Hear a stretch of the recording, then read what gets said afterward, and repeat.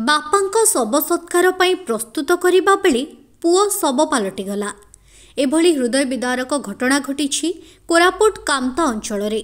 गत राति लक्ष्मण मंडल कोरापुट रे मृत्युवरण करथिले। तांकु निज ग्राम कामता को शव सत्कार पाई आनिथिले परिवार लोके। आज सकाळु सकाळु शव सत्कार पाई प्रस्तुति करुथुबा बेले तांको पुओ वेणुधर मंडलंको मुंड उपरे एक गछर डाळ पड़ी जाई गभीर आघात लागिबा फଳରେ संगे संगे परिवार लोके बोरीकुमा मेडिकल को आनिथिले, किंतु डाक्तर तांको मृत घोषणा करथिले। एही घटना संपर्क में खबर प्रचार पर कामता ग्राम में शोकाकूल परिवेश सृष्टि होईछि।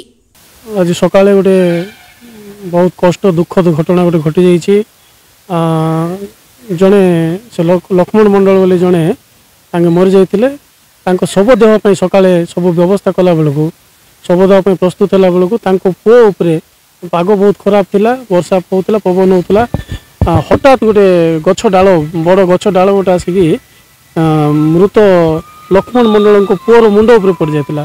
तो स्पॉट रे ही बहुत माड़ होता पिलाटी को बोरीगुमा मेडिकल आनला भितर को डॉक्टर मृत घोषणा करते। यह एक बहुत हृदय विदारक घटना।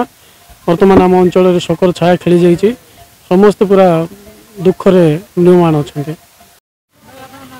जगदीश चंद्र मंडल कामता लक्ष्मण मंडल सकाळे 5टा बेले कोरापुटरू डेथ हो गला। जेहेतु गाँ कामता से कामता आसले कामता आइला परे शवदाह करने गछपत्र कटागला। तापर पुओ बारीपटे जाइथिला, सेडू गोटे गछ अकस्मात मुंड उपर पड़िकी भी आज बोरीगुमा थाना रे बोरीगुमा मेडिकल रे डेथ हो जाइछि, मृत्युवरण हो जाइछि। तांको किछि सरकारी सहायता किछि मिलले आमे टिके गाँवासी। बोरीगुमारू ब्यूरो रिपोर्ट फोकस प्लस।